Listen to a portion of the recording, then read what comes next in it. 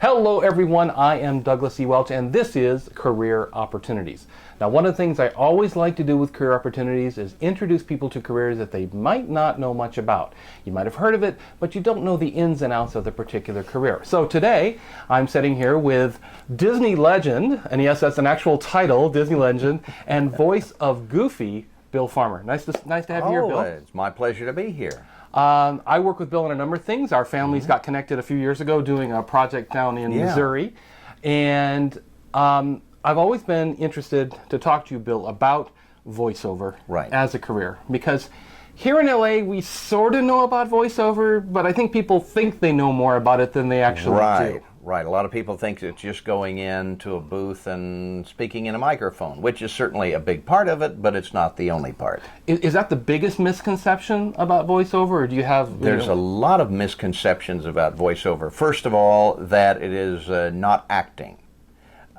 Whether there's a camera there or not, it is acting. And it requires the same types of training that an on-camera or a stage actor might use. Is this why we see stage actors doing more voiceover work for animation these days? Of all the different techniques of acting, film, voiceover is most closely associated with stage acting. I had a stand-up background. It closely resembles doing a cartoon in many ways. So voiceover is very similar to stage acting, where you have to project its heightened reality for the people in the back row. They have to be able to hear you. You have to use your voice a little bit louder and come up with gosh, wacky characters. Well, no, that's interesting. In my mind, I don't think I would have equated it with stage acting, because you think of, a voice actor, they're working very close to the mic, they're in a little tiny booth, they're kind of the antithesis of a stage, when you're working. But I guess you have to build that all in your mind then. Yes, it's heightened reality. Since you don't have the visual to see, you have to make up for what the on-camera actor uses, his expressions, if he's scared, you have to kind of goose the vocal performance to make up for the fact that you're not being seen. Heightened reality. It's a little bit more heightened on voiceover than it would be, say, on film, where your head is 40 feet tall and you can see every nuance and every wrinkle and every Botox injection. Everything shows up. Whereas voiceover, it's just the voice. Now, when you were growing up, did you ever think that you would end up being the voice of Goofy, doing voiceover, doing all this stuff? No, I was a fan of cartoons ever since I was a kid. And I was one of those strange kids, grew up in south central Kansas, where there was no outlet for this. Hollywood was a million miles away. And so I was really, on Saturday morning, watching all of the old, Rocky and Bullwinkle, and I would practice, hey, Rocky, watch me pull a rabbit out of my head. Again, that trick never works. And I'm in the wrong hat. Exactly. We all did that. And so, but it was just kind of for a gag. It was just for fun. And then some of my friends really noticed that I kind of had an affinity for that. And as I got older and in high school, and we would drive through places like a Burger King, and they'd say, order in a weird voice.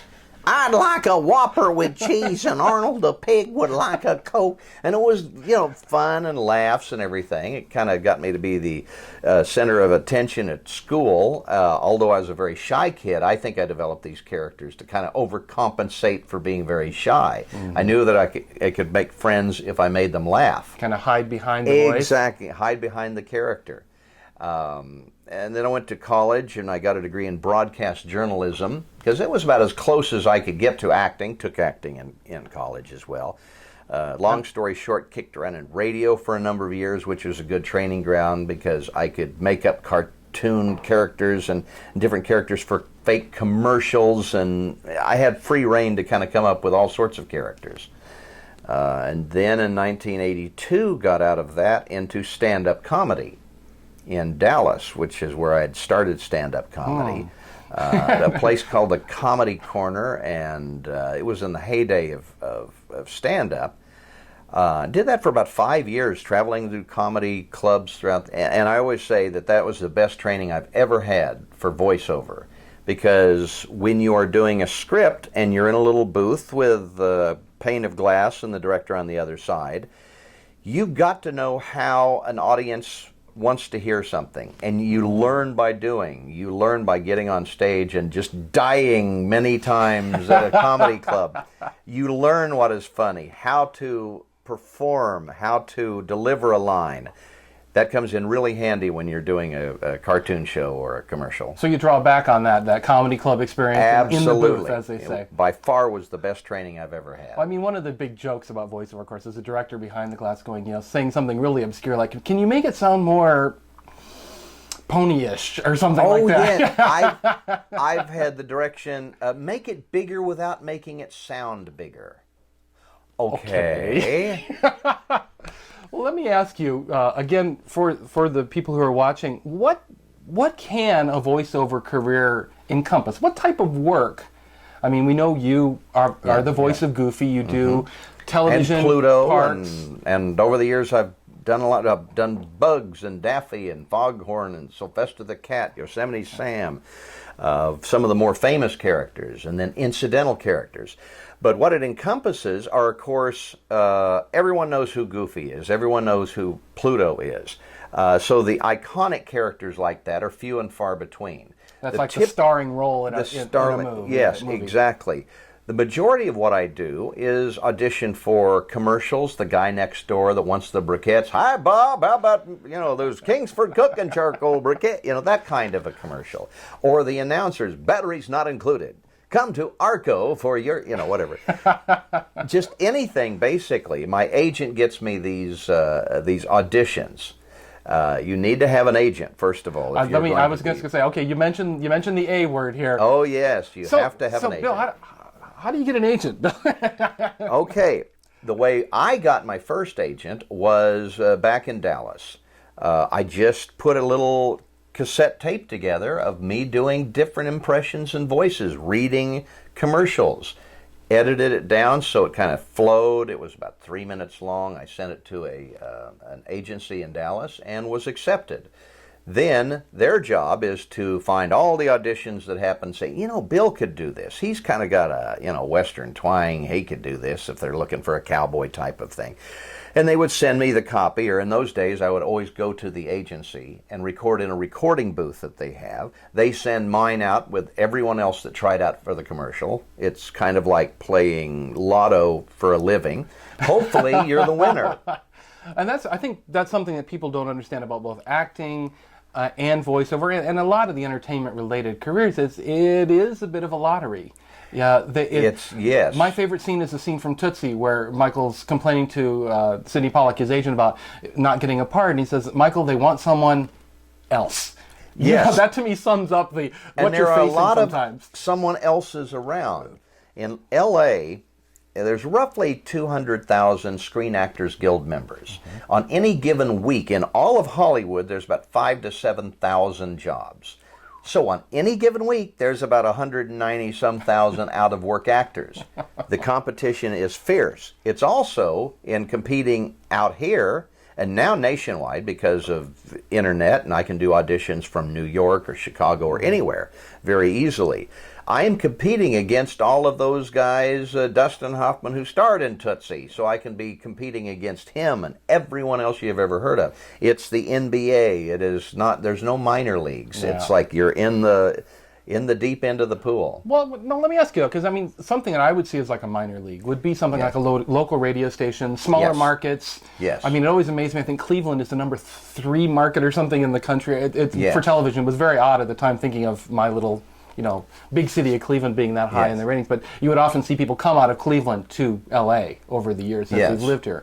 So I guess, is that some place where people can kind of, cut their chops?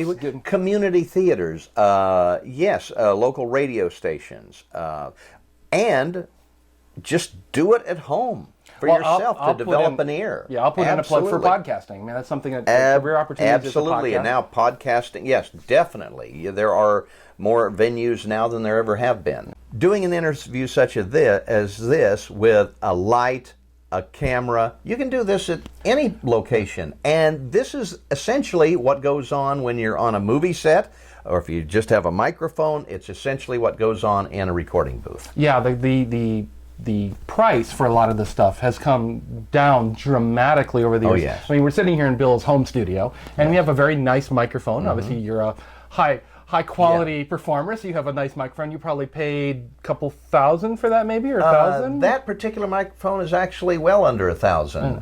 That's only about a $500 microphone. I mean, I have one that's was $250 or something like that. It's a Exactly. nice condenser mic. It gives you that nice proximity effect for your Exactly.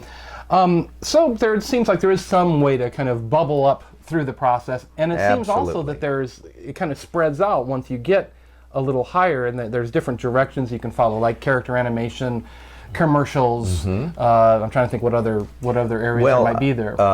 You can start off generally. Also, we got to talk about union versus non-union. I am governed by SAG-AFTRA, which is the union that covers performers. You join the union, then you can only do union work. Most everyone starts, obviously, as a non-union entity, and there are things such as audiobooks, there are reading to the blind, there are different venues that you can find out about and hone your craft by doing that, and get paid for it. Not a lot, but you can still get paid and get your foot in the water, so to speak. Then if you want to join the union, and there are a lot of cartoon shows shot in Canada and around, non-union student films, products, the web things, all sorts of outlets for you to hone your craft. When you're a professional, you do more television series. Commercials are the majority of what I audition for and do. Of course, the goofy Disney stuff, and also ADR, which is a loop groups. Automated dialogue replacement. Now, I've also heard it, which makes more sense, additional dialogue recording. I have a friend who actually does this. My son has actually been able to go and sit in on some ADR sessions, and it's always amazing to me to watch, because every grunt, every groan, every exertion, every chuckle perhaps is done by another actor after the fact, watching the footage and laying that in. Yes, I just did Monsters University, which is in theaters now. Well, for animation, of course, all of that stuff has to be added, doesn't it? Absolutely. We had a group of about 20 of us in the studio over at Disney, and we watch a scene and we figure, okay, that guy in the background is talking to his friends, so you just need to come up with something, and you keep it low. You walla walla, not make it intelligible, just to add those layers of realism that they want to the scene. Yeah, it was very interesting, again, watching those ADR sessions and being able, again, this falls back in your comedy training and your theater training, of being able to. My son was doing sitting in on an episode of Arrow, and it was all about background people during a riot. And they're trying, hey, get the TV, hey, come on, go, grab it, no, come on, no, not that small one, get the big one, and they were just having to come up with stuff like that. And then when you listen to it during the actual episode, it's so far, it's almost subliminal in the background. Yeah, it's very subliminal. A lot of times I go to a movie and I can't pick out what I did. That's got to be a little hard. You kind of go from being the star to being, wait a minute, was I actually in that scene? Did I say that? And sometimes they'll have several actors say the same line, so until you see the movie in a theater, you don't even know if they used your take. And so, they used that other guy. Or, they did use me. Well, it interested me, too, that something I didn't know about ADR is they actually, in the ADR group, they have leads. They have actors who are assigned to the lead roles of the actors in the show. They always do the star characters of the show. Mm-hmm. If it's a background line or something like that, or exertion, it's like, okay, you always do that character, which it's one of those things, even living here in Hollywood for 27 years, the pieces of the industry you don't understand. Right. There's still always something to learn about here. Yeah, it's a lot of fun. It's a day's work at union scale, and you get residuals when the movie goes to a DVD. Mm-hmm. I know from the Writers Guild we get those green envelopes. I don't know if they come like that from SAG or not. No, they're just white. But I make a joke, the green envelope is here. Describe for me a typical day working for you. I don't think there is a typical day. That's good to know, the most typical day I would have is get up, check my email to see if there are any auditions for my agency, download the copy, practice it, come in here, record it as many times as I think need to be recorded until I get it the way that I want it. I send it to my agency. Or I go into my agency, which involves going down to Century City from here, but it's good to be seen once in a while so they don't forget you, so I kind of split my time doing that.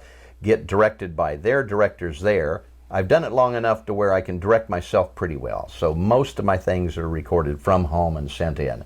And then watch TV. No. That's it. That's the secret. Now you know everything you know.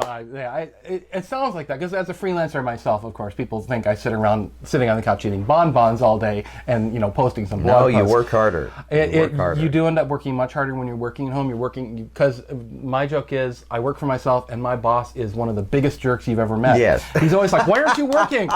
The studio is right here. Why aren't you in the studio doing something?" Right? Right. Or the wife can do that. Why aren't you working? How do you, quote unquote, discover a characterization, a voice characterization? Well, there's a couple of ways. First of all, if it's an iconic, well-known character, the mold is already set. You have to fill that mold and sound like the original actor with all the intonations, cadences, pitch, all the other things personality that go into that character.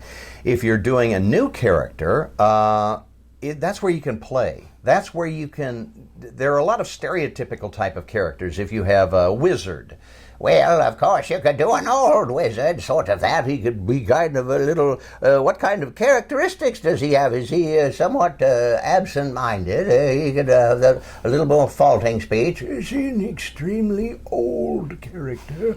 Then you can have the weakened kind of voice and very feeble.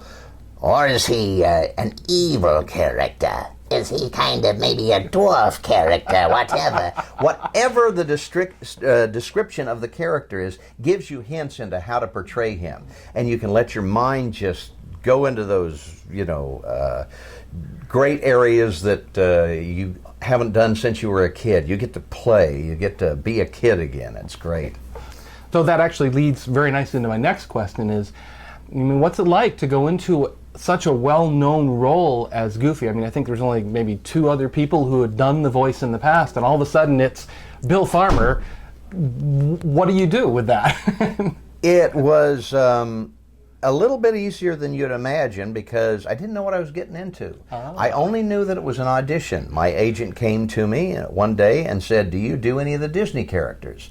And I think most people that can do a falsetto can, gosh, oh boy, kind of get into the Mickey realm. So I thought, maybe I can try that one.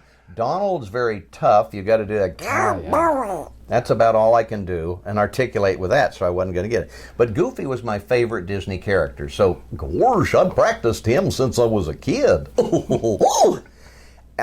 They gave me a cassette of the original voice, Pinto Colvig, of some of the great cartoons from the 1930s, saying this is kind of the template.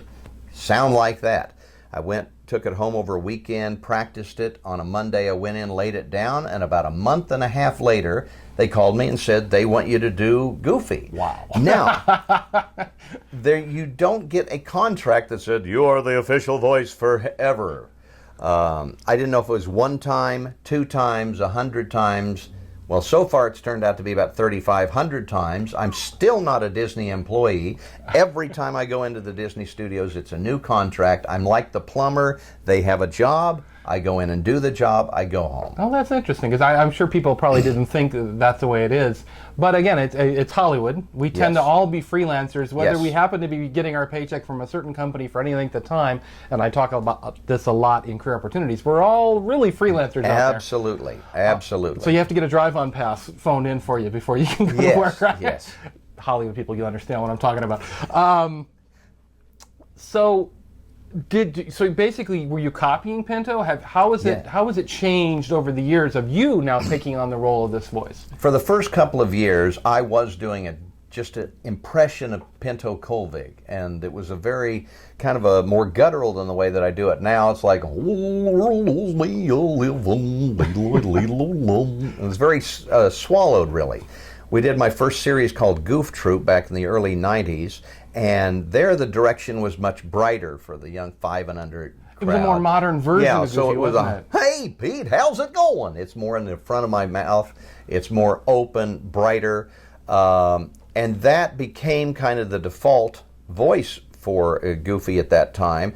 And as I do it over the years, it just became so natural that I started putting a lot of my own personality and my own vision of Goofy into the character and made it much more my own. Well, I know when my friends meet you, they learn that you're the voice of Goofy, and go, you know, he sounds like Goofy, doesn't he?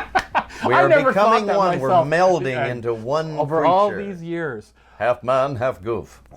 Which sounds like the announcer of the How to Assemble Your Hi-Fi. The beauty of skiing. Yes, exactly.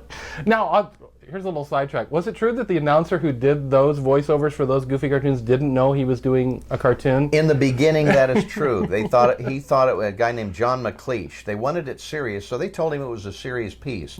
He obviously had kind of a pompous way about him, and he thought he was doing this very flowery, the beauty of skiing. Here our subject is going down, getting the right apparel. Because you do record the voices first, which a lot of people don't realize. We just have a script. We're reading it, and then they animate it. So we never know what it looks like until it comes out in a theater or on television. Well, I know now that they just released a series of new Mickey Mouse, Donald Duck, and Goofy shorts on YouTube. Full resolution HD. They look amazing. We watched them with some friends of ours the other night, and I know you do Goofy in one of those. I do Goofy. I'm doing one next week, too, and I have no idea what the script is yet. I haven't received it. I'll probably receive it the day before, and I'll be doing some more of those, yes. Oh, the actor's life. They hate receiving scripts the night before. I do know that for sure, because you have to kind of... Oh, that's lucky if you get them in animation. Like get them when you walk in the door. Absolutely. When we did Goof Troop, we had like 3 hours to do a 40-some page script. We had like 10 actors in the room. They gave us our script. We didn't even rehearse it. We just did it. Well, now that's interesting because typically you don't record with other actors, right? You normally record by yourself. In the early days, when it was usually an analog 24-track recording system that they recorded, and I'd be on one track, the other actors would be on the other tracks, it was easier for them to edit if we did it just like a radio play. Oh. And then we could do pickups, but it was harder for editing. But with nonlinear editing that they have now, it's easier for me to come in and do all my lines by myself. They'll take my best takes and take Mickey's best takes, marry them together, and you'll never know that they weren't in the same room. Yeah, that's the scary part about digital editing these days, is the ability to mix and match. We do some podcasts where the actors are scattered all over the globe. Yes. The sound effects are done in another place. The music comes from another place, and there's an editor sitting in a room putting it all together, fiddling bits around. I did a movie called An Extremely Goofy Movie, a sequel to a Goofy movie. In that, Goofy has a girlfriend played by Bebe Neuwirth from Frasier, and Cheers. She was doing a play in Broadway. I was out here. I've never spoken to her on the phone. I've never talked to her in my life. And yet here we're doing all of these scenes together in this movie, and I've never even met her. That's crazy. That's crazy. It's And again, that's Hollywood. something... Well, I love your segues, by the way, because now you lead me into the next step, which is, of course, if you're on screen as an actor, you can be noticed walking down the street. And I know this happens even on the local level. The local newscasters are celebrities in their little world. And, Yes. and out here we have our big stars that you see, Justin Bieber driving his chrome car down the 101 freeway, Right. just a mile away from where we are right now. But for you, of course, because you are behind the animation, what are the pros and cons of not being seen? The cons are probably it's harder to hold out for more money because they can probably find someone that can someone else that could do Goofy, and you don't want to let them try.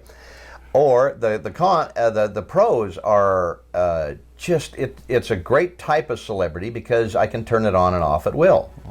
If I don't want to dress up to go to the grocery store, if I don't want to get hassled, I'm not going to run into that problem. Photos of you aren't going to show up in the National Enquirer. I haven't had like any. that. As a matter of fact, Has Bill let himself go? Yes. as a matter of fact, there's a story about that. We did a game called Kingdom Hearts, a very popular game. Haley Joel Osment was in it. A lot of young stars were in that. We had a big red carpet premiere down in Hollywood. He walks across, hey, what would you like, how did you like working on this? I walked across No one asked me a question. No one took my pic. The Disney people at the other end, oh, no, this is the guy that does Goof. Oh, okay. So I had to re-walk the red carpet. Hey, how you doing? And then they acted like they knew who I was. They have to explain who you are. Yeah. Oh, the voice of Goofy, Bill Farmer. Hey, like they knew who I was, but they had no idea. Oh, that's interesting. That's interesting.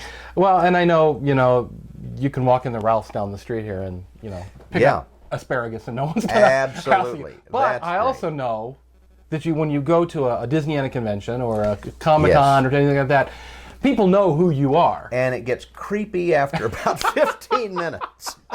Oh, I want to touch you. You feel these eyes looking, that's voice of Goofy. That's very, it's like creep. Why is that guy looking at me? Oh, the trials of being a star. Oh, yeah. But I get to walk away from it. That's nice. I like that idea. Now, back in the hard news here, what's the earning potential for someone who does voiceover? It's usually a volume thing. First of all, you make a session. The minimum you can make on a television series, I think, is on a Union. Let's say a half-hour cartoon show is about $870. I believe that's what it is, about $800. Every time it's shown on television, you get a little chunk of change that comes in quarterly. So you'll go and then you go, hey, a nice check. Earnings potential can be from zero. 90% of actors make less than $10,000 a year, and that includes everybody that makes $20 million a picture, or up to, there are definitely people making 7 figures and more. Especially if you work on The Simpsons. It's kind of a reverse bell curve. It's very pointy at the low end and very pointy at the high end, but in the middle it's pretty darn flat. Yeah. But there are many people making a 6-figure income, a comfortable, good salary doing animation. And obviously, if you're out there as a freelancer doing this, even within your own smaller market, obviously, there is a possibility of being the big fish in the small pond. That always works for a lot of people, especially these days where you don't have to be here in Hollywood to do that. Right. I've been talking with some people about the opportunities of, with so many more self-published books coming out now, the options for audiobooks for these people. Absolutely. It becomes a market for people who want to break into voiceover, or people who just want to earn some extra income doing that type of work. Right. So now you actually do coaching too, right? Yes, I do. You actually have people come in, sit here in the studio, and work with you to develop their craft, right? Absolutely, because it's not just, someone told me I've got a great voice and so I'm going to be a star. No, you have to train to be an actor. You have to learn to use your voice. Your voice is your instrument. You can give anybody a guitar, doesn't make them a guitarist. Same thing with your voice. The more control over your voice you have, can you sing? What kind of characters, what kind of accents can you do? All of this go toward creating a bag of tricks, if you will, so that if they say, okay, we need you to be a New York kind of mafia guy, well, then you can pull that out. You can kind of do, hey, that sort of thing. Forget about it, right? Talk like, the Godfather, that sort of thing, The more of those type of voices and characters that you can come up with, the better. So it sounds like you're working with a wide variety of things. You're working with voice control, you're working with improv and creativity and acting. And the biggest problem that I find in young students is the fact that their reads sound like they are read, that there is a hollowness, there's a lack of soul within these characters. And you can hear that. You can hear good acting, you can hear bad acting. Acting, it carries the voice. Matter of fact, the great Dawes Butler, who did all the great Hanna-Barbera cartoons, was a mentor of mine. He was the first person to really emphasize that you're an actor, you're not a voice person. The voice is just the way that character sounds. The acting is what carries the words that the writer has written, the script.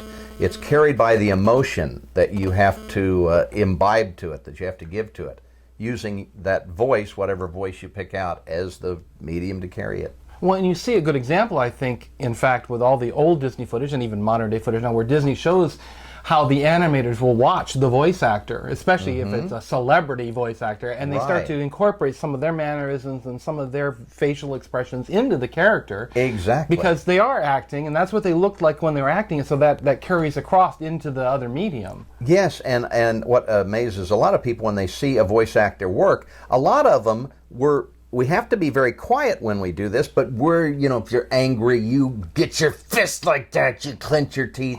You've got to do whatever it takes to get that emotion out. And so a lot of, actors are very animated in their motions as well. They don't just stand there like a robot and deliver the lines. You get into it. I love and the more you get into it, the better it is. I love seeing voice actors work. Anytime footage like that comes up on YouTube, I'm always like watching. Oh, that's what he looks like. Oh, that's so funny. That voice coming out of. I saw Tony Winnie the Pooh's voice. I'm sorry. Jim Cummings. Jim Cummings. I saw him doing Darth Vader as Winnie the Pooh in a YouTube video, and I was just crying. It was hilarious to see the juxtaposition between this evil character and Winnie the Pooh's voice. Yeah. It was very funny. And people love to see behind the scenes like that too. Absolutely. So I think it helps to reinforce that a voice actor is an actor, to give them a little more presentation of the craft that they're actually doing out there every day. Right. What would be your biggest advice, your first level advice to someone who thinks they want to get into voiceover? Have a secondary career because you're going to need that income while you get your career going. Second of all, learn to act.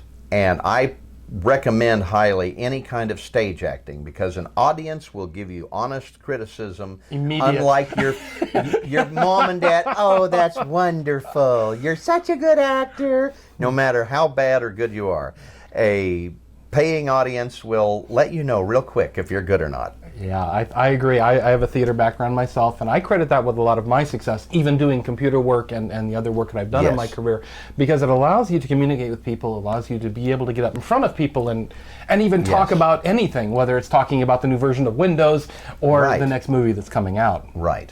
Why don't you tell people where they can find out more about you? Well, thanks to Doug, you can find me at billfarmer.com. and as well as TuneHouseInc.com. TuneHouse is your company my for company producing demos for other people, yes. for your coaching as well, I believe, and stuff Exactly. like that. Right? And BillFarmer.com is about me, what I'm doing, where I'll be, how you can get in touch with me, all of those great Where things. were you just recently, actually? Why don't you tell the people? Oh, I was down in Australia. Mate. I was down in Melbourne, Australia at the OzCon. It's the Comic-Con in Melbourne, Australia. And it's summer here now, and it was winter there, so it was kind of nice to get away from the heat. And they're great people down there. Had a lot of fun. Well, that's something that your career has allowed you to do, is the chance to travel all over the world and Yes. meet people of all different sorts. Yes, we were hanging out with William Shatner and Tia Carrera and Ron Perlman and all of these celebrities. And they're like, who's this guy? Yeah, oh, Goofy, and then oh, Goofy, you know. I want to thank you so much, Phil, for sitting down with us today. I think you really helped illuminate for people out there what voiceover is all about. It's a very complicated, it's a very wide-ranging career, as we've seen in our discussion today. So if it's something that you think you might be interested in, there's lots of resources on the internet to find out more about it. Watch people doing it, listen to people talking about it, and hopefully you can start your own career whenever you're ready. Until next time, I'm Douglas E. Welch. This is Career Opportunities. Thanks again, Bill Farmer. Until next time, keep working hard. Gosh, boy.